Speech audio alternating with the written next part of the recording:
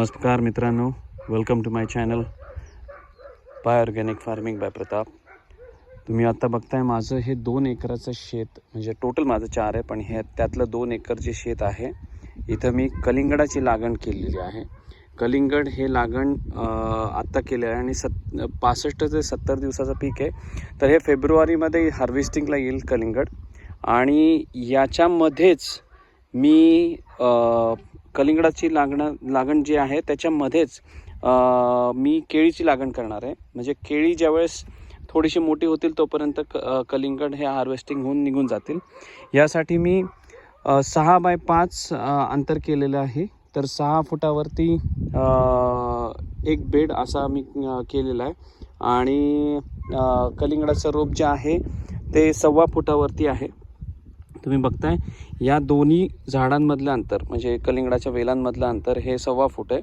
आणि त्याच्यामध्ये आणि हे असं झिगझॅग पद्धतीने आहे. म्हणजे टोटल हे अंतर जे आहे ते 2.5 फूट असेल, पण त्याच्यामध्ये हे जे अंतर आहे ते 1.25 फूट आहे. म्हणजे असं हे झिगझॅग आहे. तर अशी जवळजवळ 11,700 झाडं माझ्या 2 एकरामध्ये बसलेली आहेत. कारण काही ठिकाणी मला लावता नाही आली कलिंगडाची रोपं. टोटल माझ्यामध्ये 12,000 वगैरे असे बसतात असं सांगितलं जातं, पण मी फक्त 11,700 बसली माझ्या याच्यामध्ये. आता तुम्ही जर बघितलं तर ह्या 32 लाईनी आहेत ह्याच्या. आणि या 32 लाईनींमध्ये 5 फुटावरती आता इथे मध्ये इथे तुम्हाला होल दिसतंय, तसंच नाही का प्रत्येक ठिकाणी होल मारत गेलेले. आणि त्या 5 फुटावरती याच्यामध्ये कलिंगडाच्या मध्ये मी केळीची लागवड करणार आहे. आणि ती केळीची लागवड जी आहे ती त्याचं हार्वेस्टिंग जवळजवळ 11 ते 12 महिन्याचं पीक असतं. त्यामुळं पुढच्या डिसेंबरमध्ये वगैरे हे केळी येतील हार्वेस्टिंगला. तर आत्ता ही रोपं येतील माझी उद्या परवा, आणि मग ती लागण करणार आहे. तर मी टाकत राहीन. ॲक्च्युली खूप याच्या अगोदर व्हिडिओ टाकायला पाहिजे होता, कारण मी बेड बनवताना खूप मला कसरती करायला लागल्या. त्यानंतर मग मल्चिंग पेपर अंतरला, त्याच्यानंतर बेसल डोस टाकला, त्यानंतर मग ड्रिप इरिगेशन केलं. याच्यामध्ये 2 लाईन आहेत मित्रांनो. या इथं एक लाईन आहे ड्रिपची, आणि या इथं एक लाईन आहे. अशा 2 लाईन आहेत जे की कलिंगड आणि केळी या दोघांनाही पुरेल. तर तुम्ही बघितलं तर या इथं जशी केळीची लाईन आहे तशीच आता या इथं केळीची लाईन आहे. ही जी केळी आहे मी नाही का जुलै ऑगस्टला लावली होती, त्यामुळे ह्याला मल्चिंगची गरज नाही आहे. आणि हे मल्चिंग फक्त कलिंगडासाठी यूज करतो आहे, पण थंडीमध्ये केळी लावल्यामुळं हे मल्चिंग मला केळीसाठी पण उपयोगाला येईल. तर असा दुहेरी उपयोग मी करून घेतलेला आहे याच्यामध्ये. तर बघूया आता काय होतं याच्यावरती, कसं मला पीक मिळते. माझा विचार आहे की मी कलिंगड 2 वेळा करावा.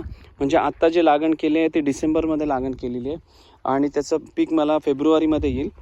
मला असं वाटतं की अजून परत एकदा कलिंगड जे आहे जे परत लागण केलं मार्चच्या सुरुवातीला, जे की मेमध्ये येईल, असं माझं दुहेरी कलिंगड लावायचं प्रयत्न आहे. कारण ह्या मल्चिंगचा पेपरचा खर्च तरी निघाला पाहिजे मित्रांनो.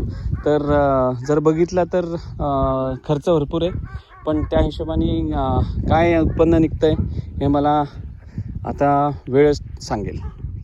थँक्यू मित्रांनो. तुम्हाला जर याच्यावरती काही विचारायचं असेल तर तुम्ही मला विचारू शकता तुमच्या कमेंट्समध्ये. मी त्याचे उत्तर देईन. प्लस माझी जी चॅनल आहे त्याला तुम्ही सबस्क्राईब करा आणि शेअर करा लोकांबरोबर. मी तुम्हाला याचे व्हिडिओ टाकत जाईन. थोडंसं मला जर प्रतिसाद मिळाला तर मला नाही का हे होईल, थोडंसं मी त्याच्यामध्ये मोटिवेट होईन व्हिडिओज टाकायला. तर तुम्ही बघू शकता या प्रकारे. आत्ता हे फक्त 6 दिवसाचं केळीचं रोप आहे. हे खूप छोटंसं रोप होतं एवढंसं, ते आता 6 दिवसामध्ये एवढं मोठं आलेलं आहे. आता ह्याचा व्हिडिओ मी टाकत राहीन वेळोवेळी. Thank you very much. भेटूया पुढच्या व्हिडिओमध्ये. Thank you very much.